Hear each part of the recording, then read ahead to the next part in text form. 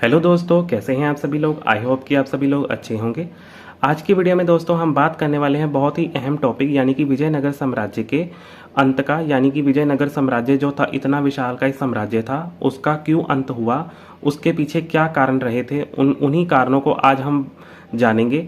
यानी कि जो विजयनगर साम्राज्य के अंत के प्रमुख जो कारण थे 10, उनको हम आज की वीडियो में जानेंगे। इसी के साथ मैं आपको 2 और कारण बताऊंगा जिसके कारण विजयनगर साम्राज्य का अंत हुआ था। तो स्टार्ट कर लेते हैं आज की इस वीडियो को और जान लेते हैं क्या कारण रहे थे विजयनगर साम्राज्य के अंत के। तो यहाँ पर मैंने इन सभी कारणों को लिख रखा है, तो एक एक करके हम इन सभी कारणों को कवर करेंगे। तो सबसे पहले जो मुख्य कारण माना गया है विजयनगर साम्राज्य के पतन का, वो माना गया है बागडोर का सही हाथ में ना होना। तो ये क्यों मुख्य कारण माना गया है, तो यहाँ पर मैं आपको बता देता हूँ कि जो विजयनगर साम्राज्य था उस पर 4 शासकों ने जो है समय समय पर अपने काल में जो है शासन किया था, जिसके कारण क्या हुआ कि जो विजयनगर की नींव थी वो अलग अलग शासकों के अलग अलग हाथों में रही थी। तो इन जो शासक थे, जो चारों शासक थे, इन्होंने अपने तरीके से विजयनगर साम्राज्य को चलाने की कोशिश की थी, जिसके कारण क्या हुआ कि अलग अलग शासकों के द्वारा ही इन नींव को एक सही दिशा ना मिली और ये डगमगाती रही, जो कि प्रमुख कारण बनी विजयनगर साम्राज्य के अंत का। दूसरा जो मुख्य कारण माना गया है वो माना गया है केंद्रीय सरकार का कमजोर होना। ये क्यों माना गया है तो मैं आपको यहाँ पर बता देता हूँ। उस समय क्या हुआ था कि जो प्रांतीय शासक थे उनको जो अधिकार बहुत ही अधिक मिले हुए थे, जिसके कारण क्या होता था कि जो केंद्र की जो सैनिक शक्ति थी वो बहुत ही कम थी और उनको प्रांतीय शासकों पर निर्भर रहना पड़ता था, जो कि एक मुख्य कारण माना जा सकता है विजयनगर साम्राज्य के पतन का। आगे जो तीसरा मुख्य कारण माना जा सकता है वो माना गया है कि सदाशिव की मुस्लिम शासकों के प्रति जो नीति अपनाई गई थी। जो सदाशिव था उस समय का, उसने क्या किया था कि मुस्लिम शासकों के जो प्रति उसने नीति अपनाई थी, यानी कि जो मुस्लिम शासक थे उनके दरबार में जाकर उनके आपसी झगड़े जो हुआ करते थे उसमें दखल अंदाजी देनी शुरू कर दी थी अपनी, जिसके कारण क्या हुआ कि जो मुस्लिम शासक थे वो सदाशिव राय के प्रति जो है बहुत ही कठोर हो गए थे और उन्होंने विजयनगर साम्राज्य से बदला लेने के बारे में सोचा, और जिसका जो नतीजा ये निकला कि आगे चलकर विजयनगर साम्राज्य का पतन हुआ इन्हीं कारणों के कारण। आगे जो चौथा मुख्य कारण माना जा सकता है विजयनगर साम्राज्य का, वो माना गया है वजीर राम राय का लालची होना। तो यहाँ पर मैं आपको बता दूं कि जो राम राय था वो सदाशिव राय का वजीर था। ये क्या करता था कि इसने भी मुस्लिम शासकों के प्रति जो थी, यानी कि मुस्लिम जो उस समय लोग थे उनके प्रति जो बहुत ही बेरहमी वाली नीति अपनाई हुई थी। इसने क्या किया कि जो मुस्लिम लोग थे उनकी जो उस समय की मस्जिदें थी उनको तोड़वाना आरंभ किया, और इसी के साथ साथ उस समय जो मुस्लिम जो स्त्रियां थी उनका जो है अपमान, यानी कि उन पर बहुत ही अत्याचार करने आरंभ कर दिए थे, जिसके कारण क्या हुआ कि जो मुस्लिम जो लोग थे इन दोनों पर भड़क उठे थे, सदाशिव राय और राम राय के विरोध में। तो आगे चलकर क्या हुआ कि मुस्लिम लोगों ने यह ठान लिया कि वो अपने अपमानों का बदला लेंगे, तो जो कि एक प्रमुख कारण माना जा सकता है विजयनगर साम्राज्य के पतन का। आगे जो पांचवा मुख्य कारण माना गया है वो माना गया है पुर्तगालियों को पश्चिमी तट पर बसने की आज्ञा देना। तो यह क्यों मुख्य कारण माना गया है मैं आपको यहाँ पर क्लियर करा देता हूँ। पुर्तगाली जो थे उस समय क्या हुआ था कि जो विजयनगर के शासक थे उन्होंने क्या किया था कि पुर्तगालियों को पश्चिमी तट पर बसने की आज्ञा यानी कि अनुमति दे रही थी व्यापार करने के लिए।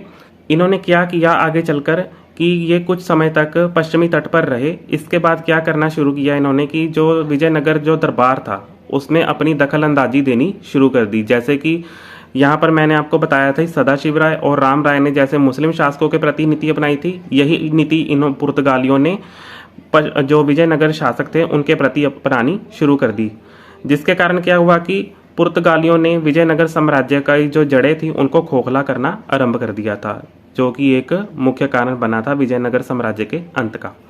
आगे जो छठा मुख्य कारण माना गया है वो माना गया है मुसलमानों पर अधिक अत्याचार।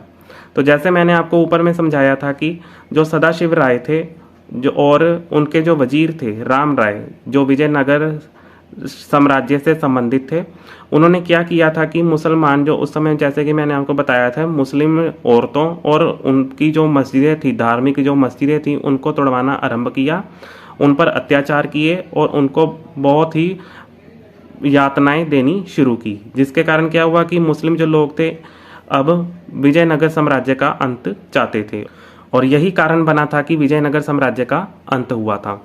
आगे जो 7वां मुख्य कारण माना गया है वो माना गया है लोगों का भोग विलासी होना, यानी कि उस समय जो लोग थे, यानी कि जो लोगों के साथ साथ जो शासक भी थे वो भी भोग विलासी हो गए थे। वो अपना जो अधिकतर जो समय था अपना जो रंगरलियों में व्यतीत करते थे, यानी कि मदिरा पान के साथ साथ वो जो रंगरलियों में यानी कि वैश्याओं के हरमों में जाकर अपना जो समय है व्यतीत करते थे, जिसके कारण क्या हुआ कि विजयनगर साम्राज्य की जो बहुत बड़ी कमजोरी जो है सामने निकल कर आई थी और इसी कमजोरी के कारण ही विजयनगर साम्राज्य का अंत होना निश्चित था। आगे जो 8वां कारण मुख्य माना गया है वो माना गया है सेना का संगठन, सामंतों पर अधिकार। तो यह क्यों माना गया है मैं आपको यहाँ पर क्लियर करा देता हूँ। जो उस समय की जो सेना थी, उस समय क्या होता था कि साम्राज्य की जो सेना थी वो सामंतों की शक्ति पर निर्भर रहा करती थी। जो ये सैनिक होते थे ये राजा की उपेक्षा अपने सामंतों के प्रति अधिक वफादार हुआ करते थे, जिसके कारण क्या हुआ कि विजयनगर साम्राज्य का अंत होना शुरू हो गया था। आगे जो 9वां मुख्य कारण माना गया है वो माना गया है युद्ध की गलत नीति। ये किसी भी युद्ध को जीतने के लिए अगर यानी कि किसी भी साम्राज्य को अधिक समय तक कायम रखना हो तो उस समय जो हमलावर होते हैं उनकी जो युद्ध करने की नीति होती है और जिस साम्राज्य पर हमला किया जाता है उस सेना की युद्ध नीति जो होती है वो बहुत ही मायने रखती है। तो यहाँ पर वही बात हुई, मैं आपको यहाँ पर समझा देता हूँ कि युद्ध की गलत नीति जो थी विजयनगर साम्राज्य के शासकों की वो विजयनगर साम्राज्य का मुख्य कारण बनी थी। यही जो गलत नीति के कारण ही विजयनगर साम्राज्य को पतन का मुंह देखना पड़ा था। आगे जो 10वां मुख्य कारण माना गया है वो माना गया है विजयनगर का एक धर्म प्रधान राज्य होना। यह क्यों मुख्य रूप से कारण माना गया है मैं आपको यहाँ पर बता देता हूँ। विजयनगर के जो शासक थे उस समय के और जो प्रजा थी उनका जो अधिक समय था राज्य के मंदिरों और भवनों को सजाने की ओर लगा हो रहता था। उन्होंने क्या किया कि सीमा सुरक्षा के प्रबंध की तरफ कोई उचित ध्यान उस समय नहीं दिया था, जिसका नतीजा उनको ये भुगतना पड़ा था कि आक्रमणकारी जो थे उस समय जो आक्रमण करने के लिए उनको जो समय था उचित मिल गया था। यही अवसर का फायदा उठाकर आक्रमणकारियों ने आगे चलकर विजयनगर साम्राज्य पर आक्रमण करने शुरू कर दिए, जिसके कारण क्या हुआ कि विजयनगर साम्राज्य का अंत हो गया था। आगे मैं आपको बता देता हूँ दो जो बोनस पॉइंट मैंने आपको बताए थे कि विजयनगर साम्राज्य के पतन के जो मुख्य कारण जो मैंने आपको 2 एक्स्ट्रा बताने के लिए कहे थे वो था कि बहमनी राज्य से संघर्ष। तो ये क्यों मुख्य कारण बना इसको भी मैं यहाँ पर आपको समझा देता हूँ। तो बहमनी राज्य से संघर्ष और विजयनगर साम्राज्य का जो संघर्ष था आपस में लगा रहता था उस समय में। तो क्या हुआ कि दोनों जो शासक थे यानी कि दोनों तरफ से यानी कि बहमनी राज्य के शासक और विजयनगर साम्राज्य के जो शासक थे दोनों ही एक दूसरे की बर्बादी देखना चाहते थे और दोनों में संघर्ष परस्पर होते रहते थे, जो कि एक मुख्य कारण बना था विजयनगर साम्राज्य के पतन का। यह आपको मैंने एक जो 11वां पॉइंट एक्स्ट्रा बताया है। आगे जो 12वां पॉइंट है उसको भी मैं आपको यहाँ पर क्लियर करा देता हूँ। उस समय क्या हुआ था कि विजयनगर साम्राज्य के जो शासक थे यानी कि जो उत्तराधिकारी थे वो बहुत ही अयोग्य थे, यानी कि अयोग्य साबित हुए। वो ना तो निडर थे और उनको ना तो युद्ध करने की किसी प्रकार की कोई कला नीति आती थी, जिसके कारण क्या हुआ कि ये अयोग्य शासक अपनी भोग विलासिता के कारण, अपनी ऐशे आराम के कारण, इन्हीं के कारण आगे चलकर विजयनगर साम्राज्य का जो है अंत निश्चित हुआ था। तो आई होप कि दोस्तों आप सभी को आज की वीडियो से कुछ सीखने के लिए मिला होगा। अगर वीडियो से कुछ सीखने के लिए मिला तो वीडियो को लाइक कीजिए और एक प्यारा सा कमेंट कीजिए और मेरे चैनल को सब्सक्राइब कर लीजिए, क्योंकि मैं आप सभी के लिए इसी प्रकार से एजुकेशनल रिलेटेड वीडियो लेकर आता रहता हूं। अभी के लिए दोस्तों मुझे दीजिए इजाजत, मिलते हैं एक और नई वीडियो के साथ। धन्यवाद।